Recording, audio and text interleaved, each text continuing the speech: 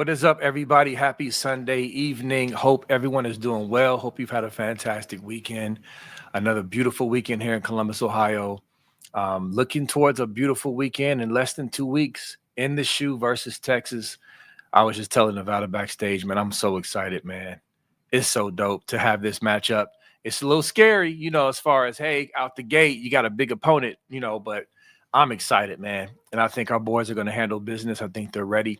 But listen, do me a favor. Click the like button right now. Click that out the gate. Get it over with. If you have not subscribed, please go ahead and do that now.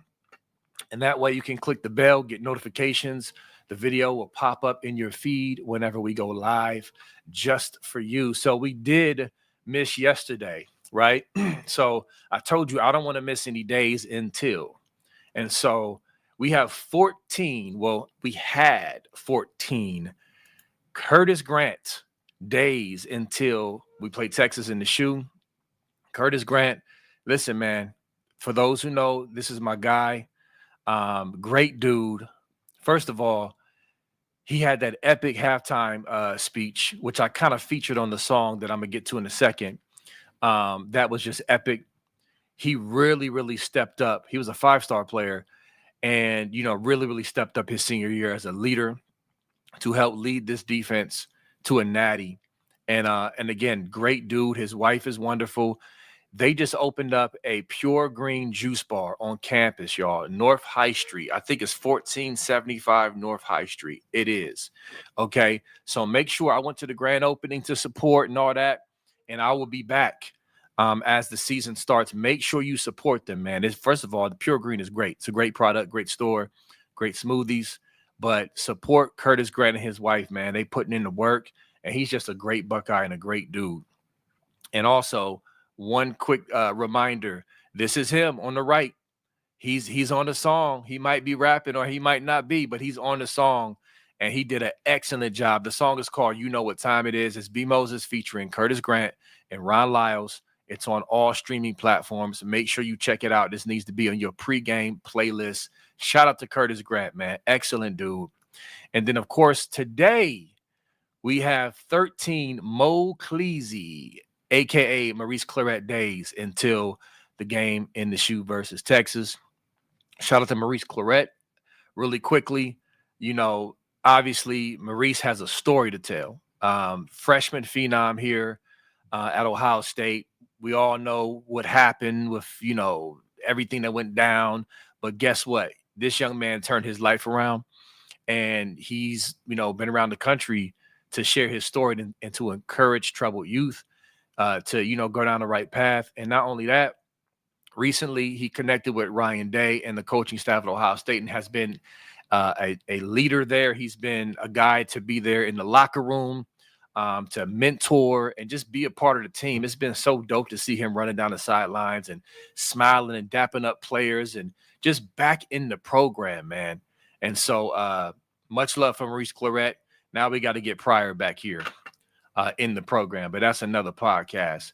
But anyway, one last thing, make sure you understand, we're going to keep telling you this, our Pay It Forward program goes to our military and our first responders. We're going to take care of them because they take care of us. So when you send a super chat, it helps to go towards them.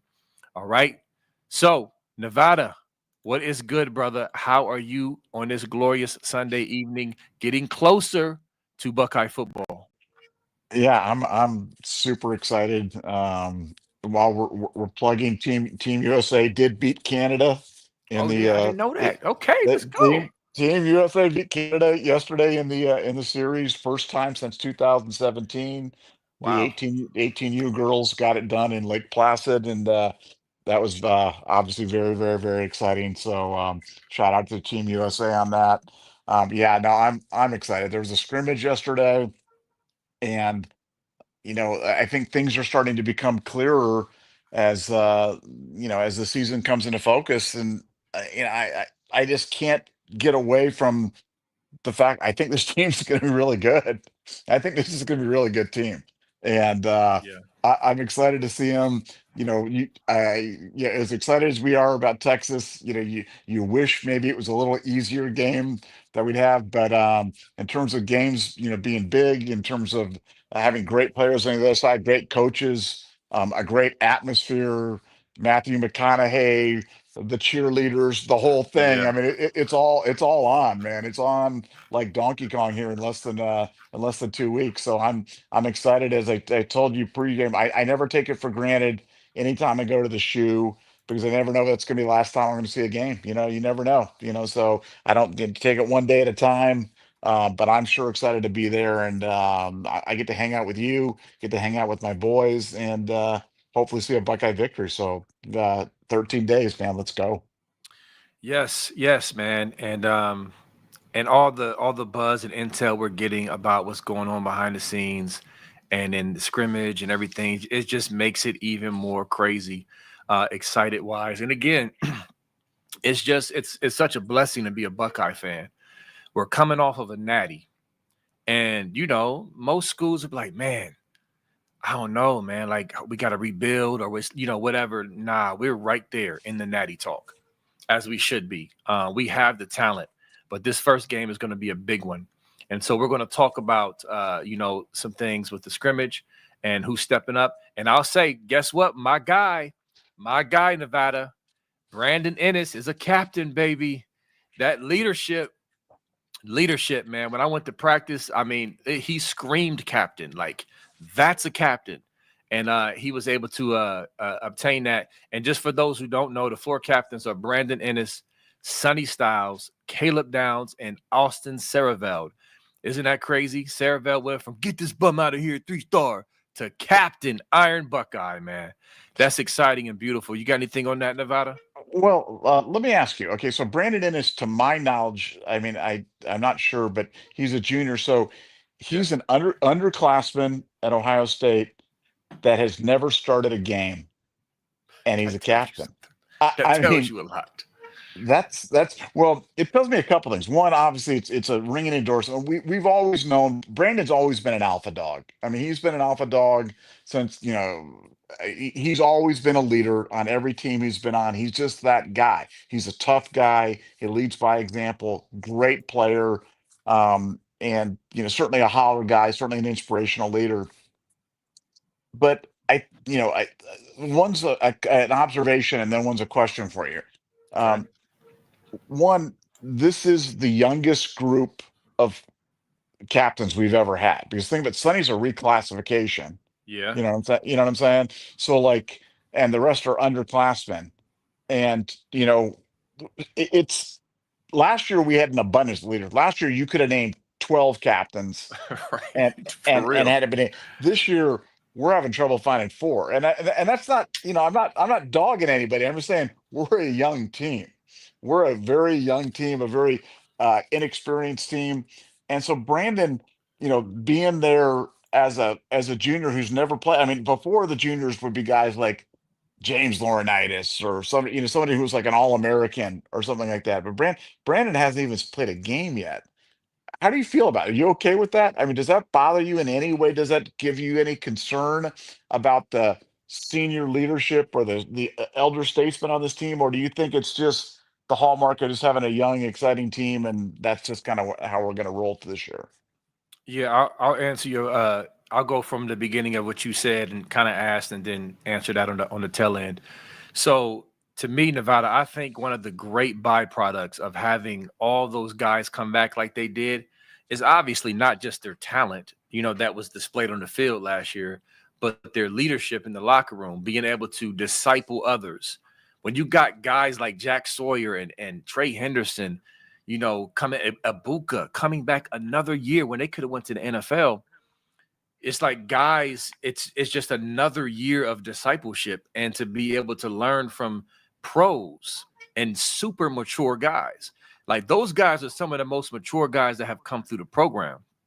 So you got guys like Ennis, who already is a leader, just naturally has natural leadership skills, and then he can just also glean from such great leadership with those guys I just mentioned. So that's powerful. And then, of course, Caleb Downs, a guy like Caleb Downs, he's just a once in a generation type of player, because not only is he highly skilled, but he's very, very smart and mature. So it's just, to me, I think it's a little different for those reasons. Now, with that said, I think I'm not worried about Brandon Ennis never starting because, like I said, I've been high on him. He's been waiting his turn. I don't like, again, my comp with him is KJ Hill. KJ Hill's not Ted Ginn. KJ Hill, wasn't, like a super duper speedster, but he was productive. And that's how I see Ennis. He was tough, gritty, the tough 5 yards, the move the chains type of guy. That's what Brandon Ennis is going to be. And like I said, when he made plays last year, he didn't play much, but when he was in there, he was physical blocking. He caught a touchdown pass against Penn State. He caught a great third and long against Notre Dame in the national championship game. He didn't look like he didn't belong out there. Now it's just time to step up. And seeing him in practice a few weeks ago, he was catching everything and he was leading. And like, to me, a part of leadership is who's following you. You can say you're a leader, but if there's no one following you, that's kind of hard to sell. That whole team was leading. I mean, they were following his lead in practice, and he was showing it on the field in drills and then, one versus one reps. So listen, man, I'm excited. That's a long-winded answer to say I'm not worried about his lack of playing time and experience with him being a captain because I think he's going to show and prove on the field this year.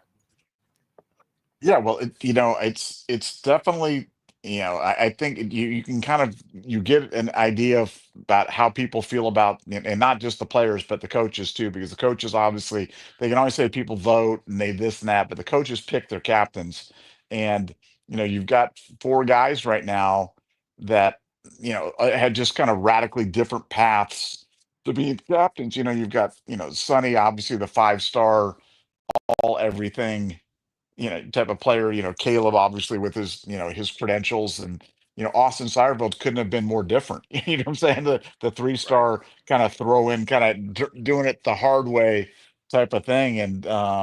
And then Brandon, highly regarded, but hadn't really seen the field. So you've got guys with a lot of different experiences coming here to Ohio State, a lot of different experiences while they've been at Ohio State.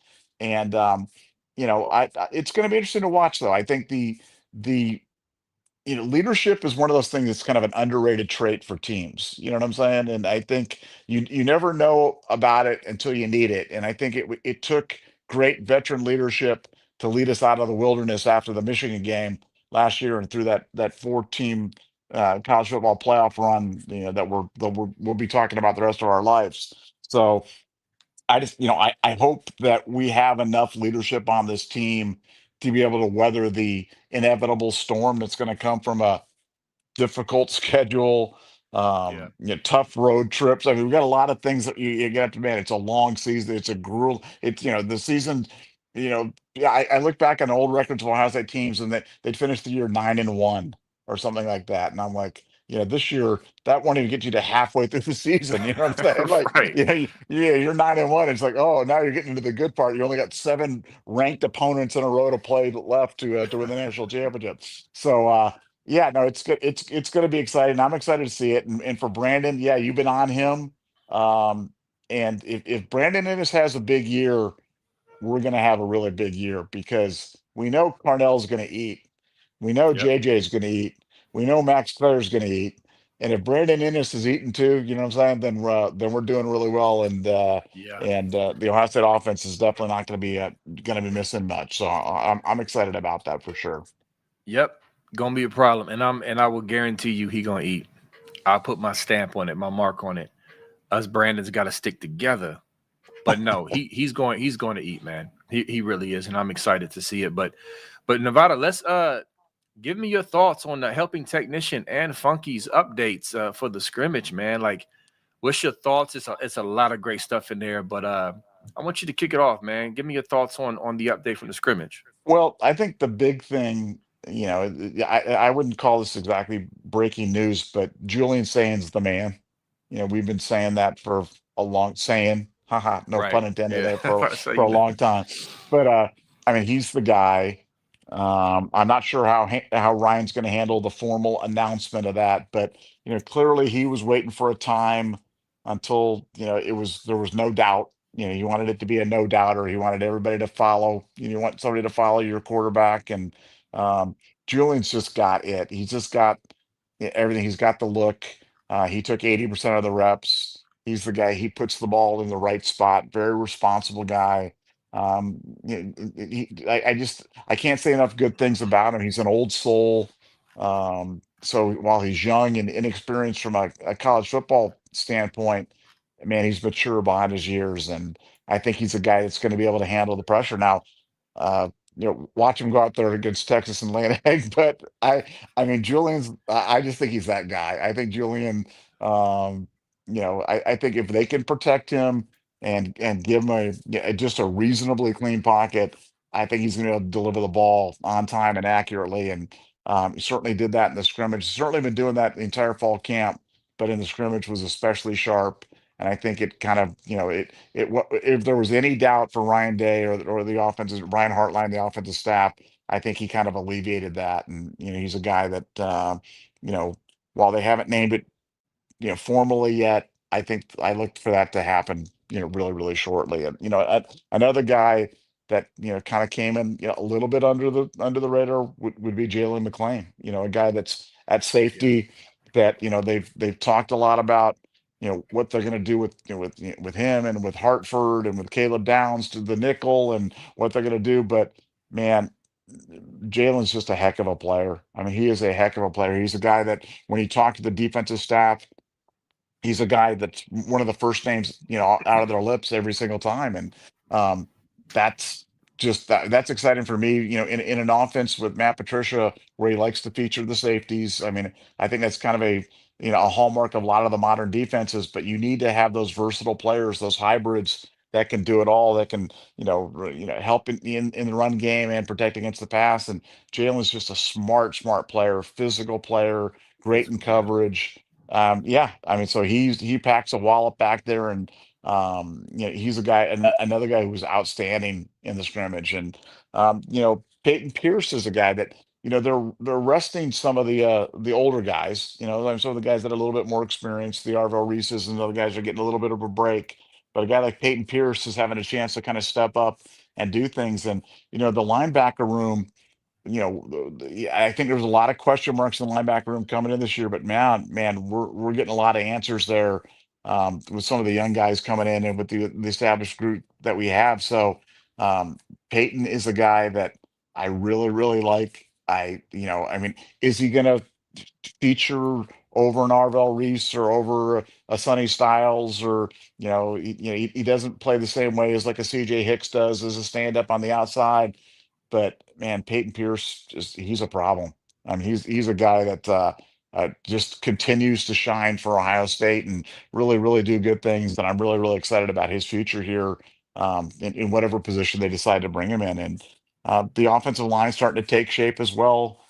I think it's been kind of. I want to talk about a guy who hasn't been in the starting thing right now, but I think he's kind of getting the kind of the whipping boy designation right now, and that's Ethan Owanawa, the big tackle Yeah.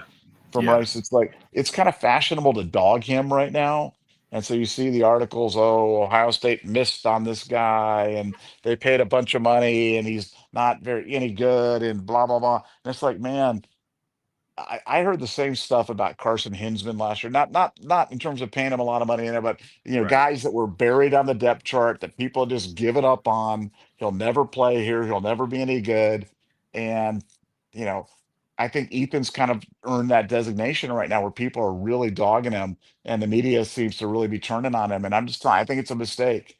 I think Yeah. he's a massive individual, been great in the running game, struggled a little bit in the passing game, but he's getting better. And he's just, I think people have to remember, kids come in and they're not finished product. He's coming from Rice, where it's not the same as Ohio State. You're not going up against, CJ Hicks and Arville Reese and these guys every day in practice, and, Caden Curry and Kenyatta Jackson and Bo Atkinson. Um, but he is here, and he's struggled a bit, but I think he's getting better. And I think in a long season like this, to have a guy, I mean, if somebody goes down the line, he's the first man up. I mean, he Yep. is the first man up right there. And, I think they're going to move him around. So don't write them off.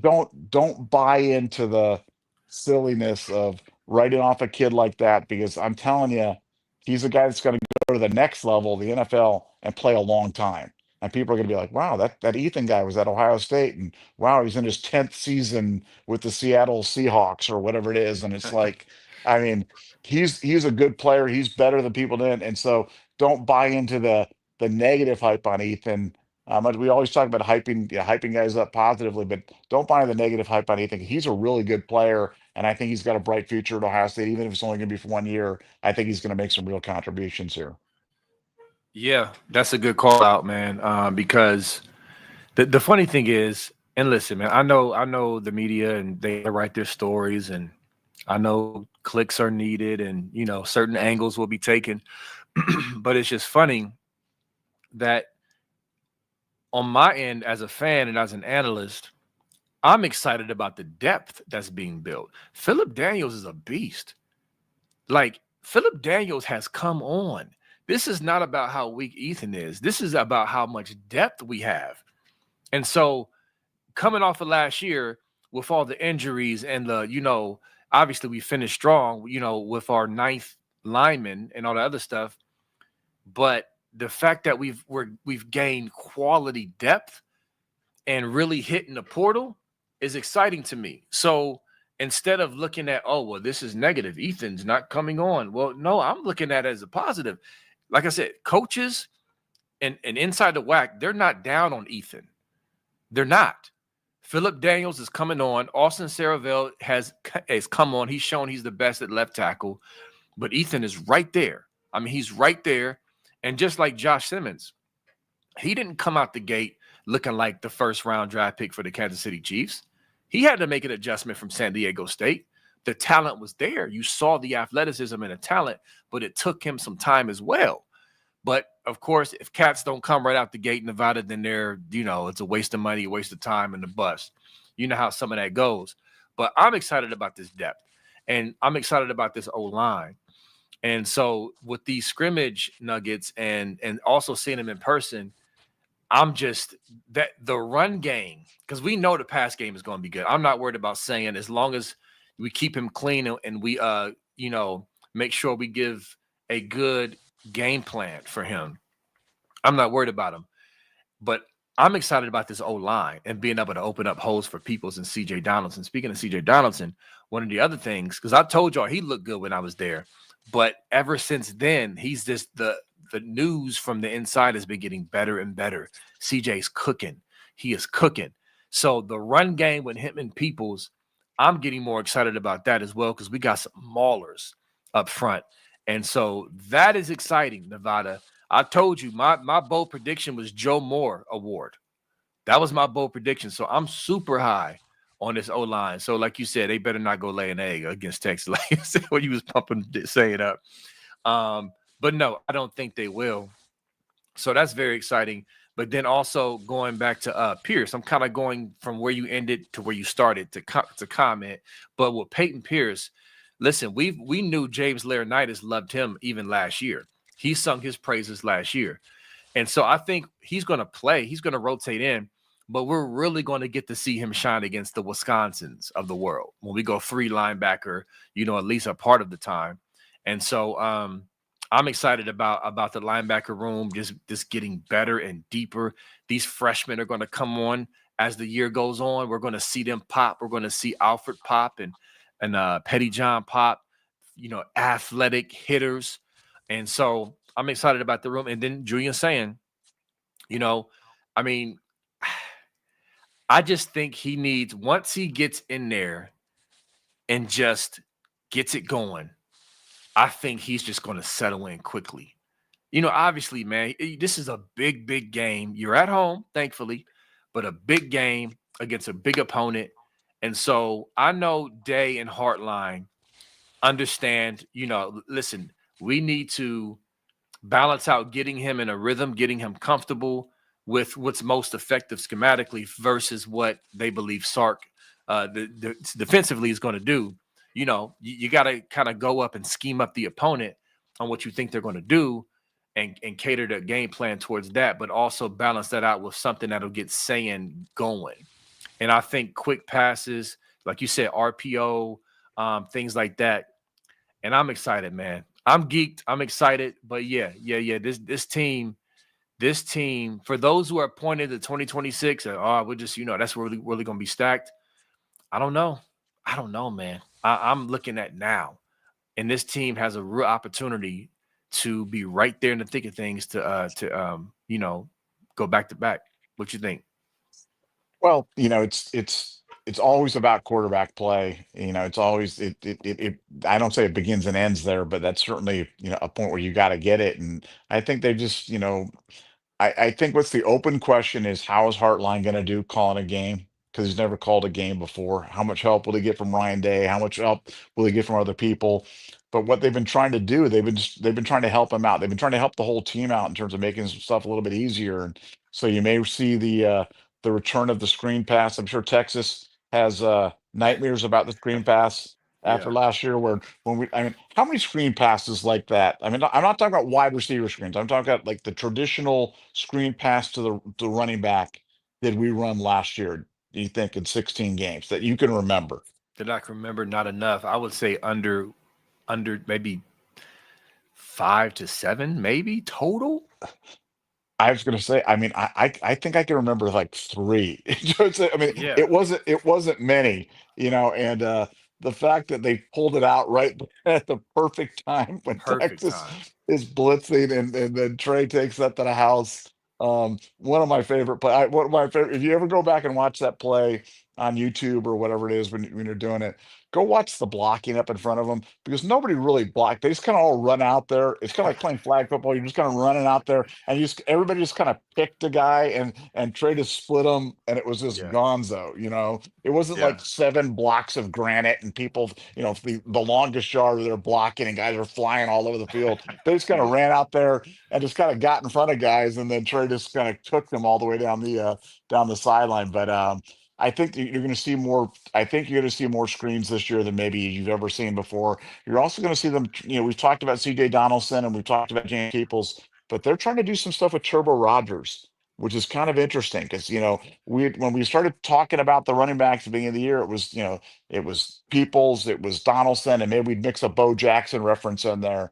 But with Turbo, they're trying to do some interesting thing. I mean, I don't even want to say the Percy Harvin, but they're trying to do some interesting things with Turbo Rogers, and trying to get him the ball in creative ways, because he's one of those guys that can absolutely take it to the crib if he yeah, gets a little bit of a hole. He's that little guy that we traditionally haven't had. He's the little guy that, like, we talked about last time, goes to Purdue, goes to Iowa, goes to Illinois or something like that, and then confounds us.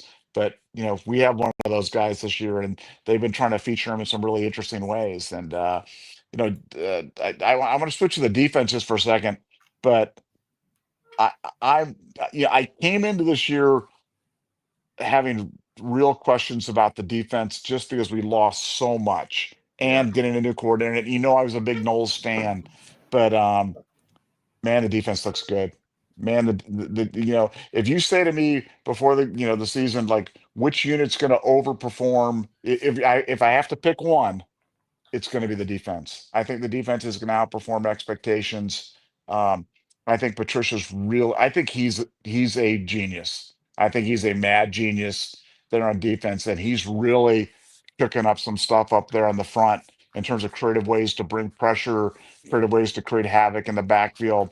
And I think it's going to be a great chess match between him and Sarkeesian, between Caleb and Arch Manning and all thing. But man, they're doing some interesting things up front. The way that these taught the guys to run these picks and these twists and these stunts and the different action that they're doing up front, it's not like anything I've ever really seen before. It's definitely a pro style.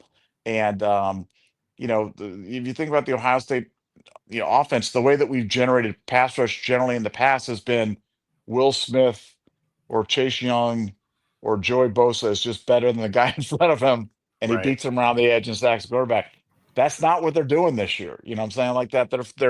They're finding ways to get him help and move him around, and create numerical mismatches, and create rubs and picks and stunts and other things like that. So I think you'll see a lot of that same net, tackle for loss, sack type of action, but the process of getting there is completely different than anything I've ever seen at Ohio State before. So I'm excited about it, and I think Matt's got some stuff in his bag for Texas and for Arch that could be really interesting, and they had that on display in the scrimmage as well. So very very exciting to see that, and 13 days, man. I can't wait. Yes, sir. I told you, man. After that scrimmage, after I went to the practice, I was fired up about the defense, and so I'm right with you, and I'm still fired up. So I have a question and I'll continue. Actually, no, I'm gonna ask you the question. I'm gonna see what your response is, and even to the chat. I asked my group chat yesterday about this, about Sonny Styles, okay? Because we know Sonny Styles, he's reclassified. He doesn't look young, but he's still young. He's still developing and learning, especially the linebacker position. So my question for you, Nevada, and the chat, what kind of improvement do you expect this season? Significant improvement or just kind of the same of what we saw towards the end of last year? Like he's not going to regress, but he's also not going to be super impactful like on another level. He's just going to be good again. Do you think he's just going to be good again, or do you think the impact will be significant, or the improvement will be significant? Chat, I want y'all to answer this because I'm very curious about the mindset with Sonny Styles. Because let me preface this, Nevada. I'm asking because, and Funky tried to get at me a little bit a couple weeks ago when I said this. I know he's Blocko. I know he's a captain now, but I felt like Arville Reese was the shiny toy that was getting most of the love in the media, and Sonny was kind of, oh yeah, he should be good, but Reese though, that's kind of the energy I was feeling, and so I'm asking that question kind of based off of that. So I guess what's your answer on that? What do you expect from Sonny this year? And the chat, please. I want to know what y'all's thoughts. I'm sorry. Go ahead. Well, I mean, in my opinion, I think Arville flashed more than Sonny in his activity last year. You know what I'm saying? Sure. So, like, I think the hype about Arville can be real, but I think Sonny's going to have a monster year. I think he's going to have Okay. a monster year, and Matt Patricia knows. I think one of the best things is when a new coordinator can come in and can kind of activate a guy, and we saw it with Malik Hooker, where he was buried Yeah. on the bench, like he wasn't even playing. And Crazy. then Greg Schiano came in and said, "No, this guy's got to be on the field." And then he came on and had one of the greatest safety seasons that any of us ever, maybe the greatest safety season ever in the history of Ohio State. So I think Matt Patricia feels that same way about Sonny Styles. I think he feels like he was a little underutilized in the system under Knowles, and Yeah. that they're going to try to unlock some of that athleticism. Because I think Sonny's a guy that's I mean, he's clearly. I mean, he's going to go to the combine and set all sorts of combine records, and you can just look at him, and he looks like he was, bodied by B. Moses, and just, like, just. I mean, he's an unbelievable physical specimen. But I don't know if he's played up to that yet. You know what I'm saying? Like, I don't know Yeah. if they've managed to unleash him in a way like the way we have with Caleb Downs. Like, you see Caleb Downs, and you're like, okay, I get it. I understand what all the hype's about, because that's a guy just all over the field, just making plays. I think that's what we're going to see out of Sonny Styles this year. I think we're going to see he'll have a Caleb Downs type eh, of impact, and a huge improvement, by virtue of a defensive coordinator that's going to put him in positions to allow him to run side to side a little bit more, and show off that athleticism, get after the quarterback, make big plays. And so I'm calling for him to make a big step forward this year, along with Arville Reese. I mean, Arville Reese could lead the team in sacks this year. That's how bullish I am on Arville Reese. But I think Sonny's going to have a big year as well, on a defense that's going to outperform expectations. Yeah. Okay. So the chat, I'm seeing some massive improvement, improvement. Sonny's going to ball out. I mean, it's Sonny will be great. Sonny's going to be a dog. Okay. Okay. All right.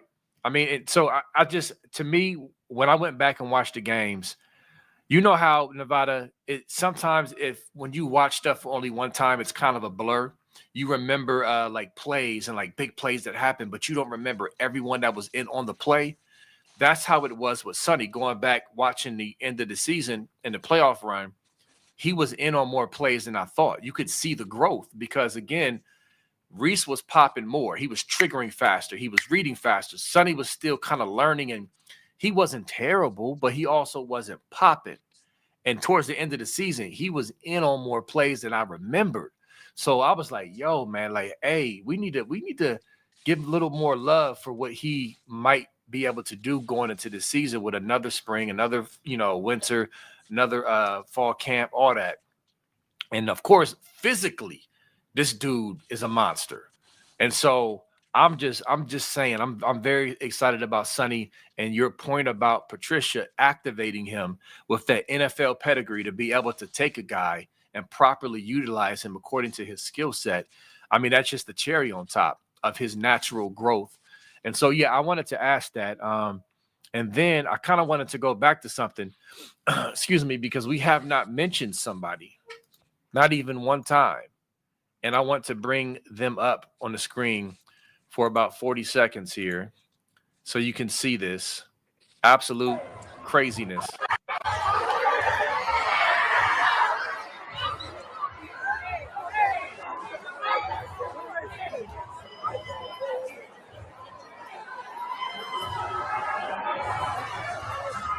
Superstar status right here for J.J. Smith. Look at this, man.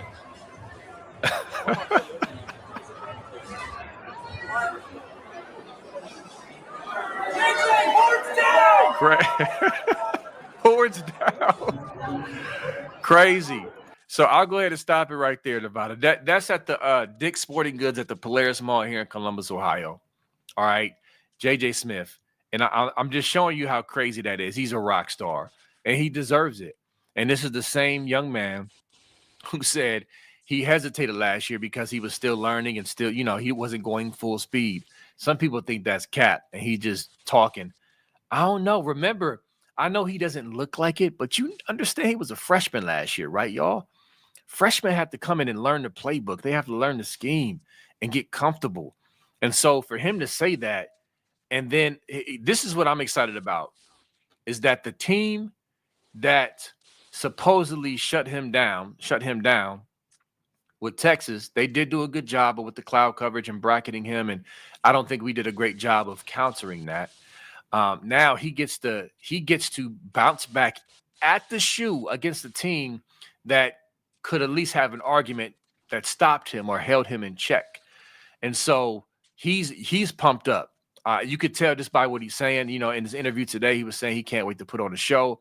This offensive staff is going to want to redeem themselves for the lack of what they could have done to combat what Texas did. And so that's another exciting thing I wanted to bring up because we have not touched on him. And I know everybody knows J.J. Smith's a dog, but we still need to talk about this young man. But I thought this was hilarious. And I'm glad my son was able to get his autograph without having to stand in line. He was able to get his autograph at the facility, thankfully, because this is crazy. I'm like, I'm sorry, son, but we're going to have to, you just look, I no, it ain't going to happen. But Nevada, what you got on that? Well, it's one, yeah, he's a. I mean, whatever. Whenever I throw an adjective at JJ, I think I kind of catch myself because I'm like, man, is this hyperbole? But I mean, I think he's going to be the greatest receiver to ever play. I mean, ever play, just period. Not at Ohio State, not in the Big Ten, not in college football. I mean, I just think he's that guy, and there has to be one, and I just think he's that guy, and I think. Um, the fact that he just has the makeup that he does to be able to handle this and not have it completely, distract him, destroy him, turn him into a prima donna or whatever it is. I mean, he just keeps working harder. Yeah. And as for Ohio State, I mean, they're going to move him all over the field. They'll line him up in the slot. They'll line him up outside. They'll line him up in the backfield. They'll line him up outside the tight end. I mean, they've got him all over the field. And when you do that, it makes it tough to run that bracket coverage. It makes it tough to run that cloud when you've got guys, when you've got them moving all over the field. They've got them in motion. They've got stuff. So watch for JJ Smith to be featured in a lot of interesting spots. And like you said, Texas probably did one of the best jobs last year of slowing him down. We'll see if they can do it again, because I think Ohio State's got something for them as well. Yeah, for sure. And run real quick thing. I know Michigan fans try to say, well, he had 5 receptions for 35 yards. First of all, if you remember the game, he drew like 3 or 4 PI penalties. They couldn't stop him, and we didn't throw him in the ball enough. So the game plan is just like, no, like that don't even, I don't, nah. Texas, I think was a legitimate, like, okay, we schemed them up, our zone defense, cloud coverage, they did a great job, and we didn't do a good enough job of combating that. But whatever. Point is, I'm excited to see JJ and what we do with him against this Texas defense, and also what we do to make Texas pay for overreacting to JJ. Because I'm telling you, there's going to be a lot of eye candy pre-snap, and the Brandon Ennis's, the Tates, and the Peoples out of the backfield who can catch, like Henderson. His hands are feathery soft. He can catch that rock, and he ain't slow. And of course, obviously, Max Clear down the seam. Like, our offensive weapons, I just can't wait to see it. But as of right now, I'm fired up about this defense, man. But anyway, yeah, definitely wanted to get it in with JJ Smith. Anything else on that before we slide into some super chats? Well, yeah, no, just I think for Ohio State this year, it's I think that's going to be one of the big challenges for Brian Hartline as a rookie play caller, is how do you feed JJ but not overfeed him? You know what I'm saying? Like, it's finding that right balance right there, Right. because teams want you to make up your mind pre-snap, like Will Howard did last year against Texas. I'm going to throw the ball to JJ this time because I got to get him involved, and they'll pick it off. You know what I'm saying? Like, so it's an art form to be able to work guys into an offense, in a subtle way, in a controlled way. And you know, I'm not saying I have concerns about Hartline's ability to do it, but it's going to be a challenge. I mean, make no mistake, Brian's a first-time play caller, and this is going to be a big challenge for him. But you've got a weapon like him. He's going to be here 2 more years, and then on to Canton, Ohio, and the NFL Hall of Fame. But it is going to be. I think that's going to be one of the great storylines of this year, is how does Ohio State use JJ without in the flow of the offense? How do they keep Right. it within the flow of the offense and not force it? And that's going to be fascinating to me. Yes, it is. And real quick, I think the thing that's helpful, Nevada, is that for this big game, obviously Ryan Day is a really good offensive play caller. He's not perfect, but nobody is, but he's one of the best. And so the scripted plays, so to speak, or the scripted scheme, or goal, because I know things can change on the fly depending on what the defense is doing. I think that's going to be really helpful for Brian Hartline, is that they've had all off season to prepare and script, and Ryan Day come together. Now it's another thing week to week, where I think there'll be more pressure on Hartline to take the reins more. But coming from this summer and fall camp of being able to collaborate with Ryan Day and all the offensive coaches to really come out with a good plan for Hartline to kind of bounce off of, I think that's going to be very helpful to have Ryan Day and his ear and all of that as well. So we're gonna see, though. We're gonna see. It's one thing to think that, it's another thing to see it. And so Hartline, do you, brother? We trust you. Ryan Day trusts you. Now just you've been here for a long time. You've been under some great minds. It's go time, brother. And we believe in you. You just need to step up and do your thing, and we believe you will. So let's go ahead and get to some super chats. The Navy Buckeye, thanks for the 199. August 30th, Buckeyes by a billion. We in the building with over 100,000. I'm still going to try to get this song played in the shoe, Nevada. I'm going to. This is what I'm gonna do. When I get to the stadium, I'm just gonna hand them a CD. Like, get this to the DJ, tell him to play. Like, No, nah. you can do like John Cusack and like say anything, and you stand there with like boombox over your head and just play it or something like that, and just Do, kind of that do, do. iconic scene. That, like, come on, you can do Yes. it. Yes, We're that's not gonna take it. Yes. Man, that's a good idea. Maybe I'm I telling should you. do that. Yeah, I'm Play telling you. my song. Listen, Play my anybody out song. there who is, I've been trying to track down who the DJ is. All my like Ohio State people, they're like, you know what? And I'm like, I would think you would know. And they're Oh, I like, I know. don't know. It's DJ Scatcat. Who? DJ Scatcat. That's, are you serious? He was the one that was dancing with Paul Abdul in Opposites Attract or something like that. What? Come Are you, on. did you pull out a Paul Abdul reference? DJ Scatcat. Come on. There's some people watching this the show who don't even know who Paul Abdul is. I do. Come I on, do. man. Paul Abdul was hot back then, man. She was She hot. was. She Paul Abdul, was. yeah. Yes, she was Yes. on point. Paul Abdul Yes. was that deal back Yeah, in she the was. day. I was not expecting that reference. DJ But Scatcat. all right, I'm gonna Google it and see if it comes up with Ohio State profile.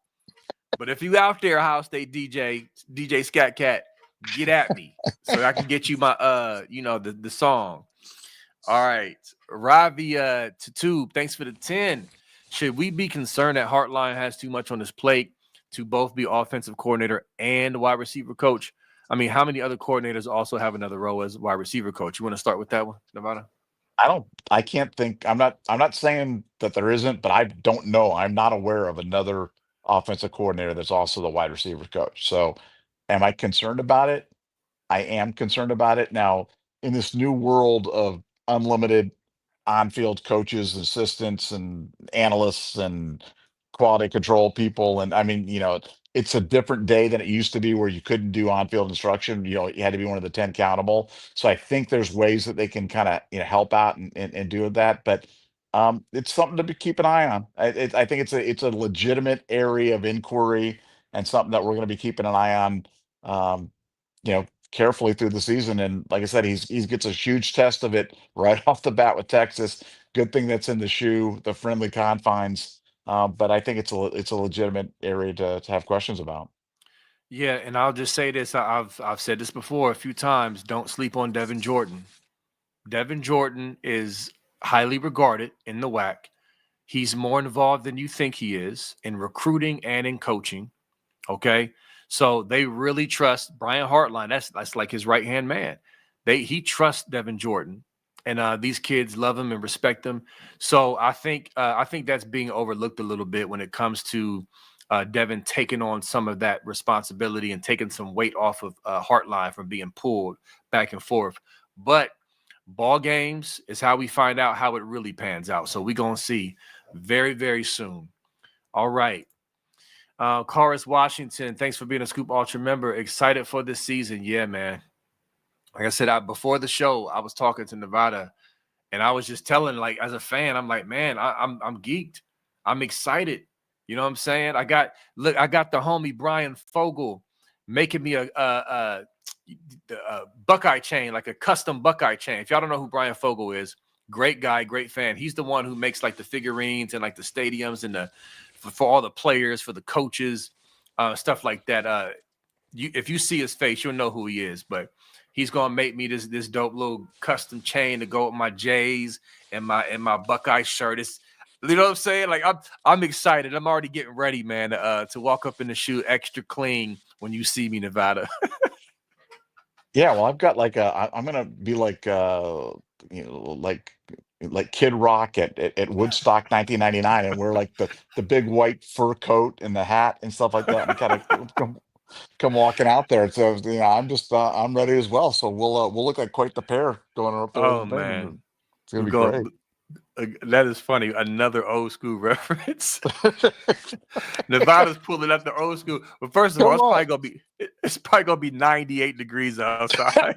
Well, I may die. You may die. I can just picture just buckets of sweat. You look cool. Exactly. I may have, heat prostration may get me. If it does, throw some water on me and drag me into the sleep there, Beef. That's the Oh only man. chance I'm gonna have. Like somebody get an IV over here. Medic. Let's just get a pick first. When we get there, get a quick pick of us looking cool together, and then Uh, take that mess off. Oh man, that is funny. Ernie Gonzalez, thanks for the 199. No comment. That's cool. I appreciate it, brother. Thanks so much. All right. Karis, thanks for the 499. I'm excited for this year. No one has all the offensive threats we have. OH Nevada? Not at all, man. Not at all. And it's just exciting. Adding Max Clare to this room, yes. to me, is Yes. that's it right there. That is the overwhelming, like, oh my God, like this is going to get really ugly for defenses. Because again, we've been banging this drum for months about Max Clare. I hope y'all are like, I guess convinced, because this kid is really, really good. Like first round, late first round, early second round, good. And we're going to see that. He's another big receiver out there, y'all. It's just it's amazing the offensive weapons we have. And like we said, saying keep him upright. If our O line can protect, which I believe they'll be able to, it's going to be a party for our offense. What you got, Nevada? Yeah, I'm glad you went right to it. I mean, spot on. Max Clare is the X factor.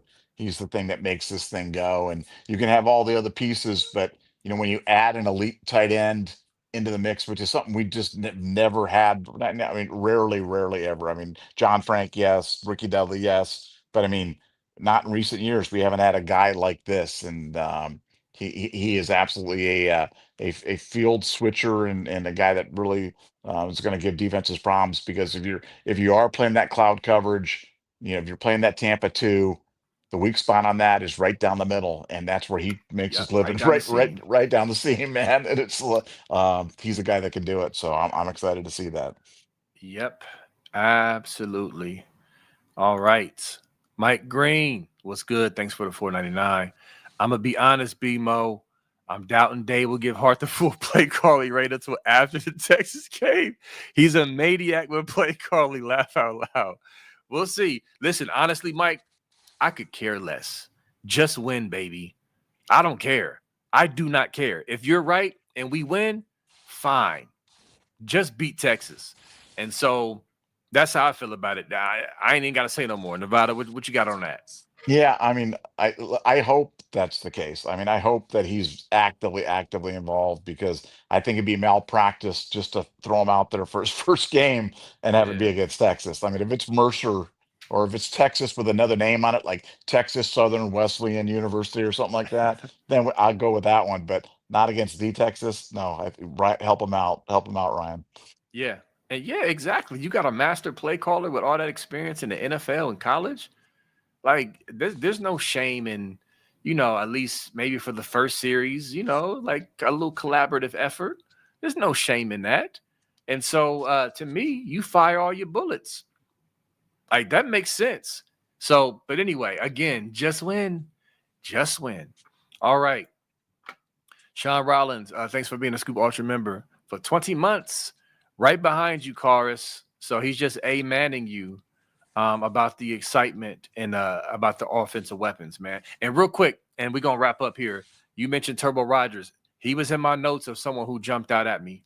And so, Nevada, I'm hoping they have some type of wrinkle for him, because his speed and explosiveness, and I know he's little, but his little is more short. And I know you're not saying he's like tiny. I'm just clarifying for the audience. This kid looks good physically. He's not a tall guy. He's a short, quick cut, bursty guy, but he's ripped up for a freshman. And so he's definitely, he looks the part to get out there and play in spots. We're not saying we expect Turbo Rogers to go out there and be the third back and get 5 carries. It's not what we're saying. We're saying that look out for him, because he's fighting for playing time, because he's been popping a little bit. And so with his speed and his skill set that we really don't have on this roster like that, look out is basically what we're saying. Anything on that? Yeah, no, whether it be the return game or some of the gadget stuff that they've been doing with the offense, I think he's a guy that they want to give a shot. They want to give him a couple touches, see what he can do, because he does bring a different element to the team. And I agree with you. He's not small. He's short, but he's jacked up and he Yes. can really pick him up and put it down, man. He can go. Yep. And real quick, Funky texted me. He said, make sure you say on the show, Jaylen Mlan being a low-level 3-star who's probably going to start as a true sophomore over a top 60 recruits. Just a reminder that, just saying development, and you never know. But anyway, I'm excited. I've been a big McLean fan for a while. So, and listen, I love Hartford too. I'm just excited about this team. And I think they're going to really perform well in the shoe against Texas. And I'm excited. Anyway, we're gonna go ahead and hop off, man. We're gonna be back tomorrow. Great show, fun show. We are getting so much closer. I gotta think of who my number 12 is. It's a lot of number 12s. I got to think about that overnight for tomorrow, but it's going to be dope regardless. All right, y'all. Buckeye Scoop family, we love y'all. Buckeye Nation, we out. Peace.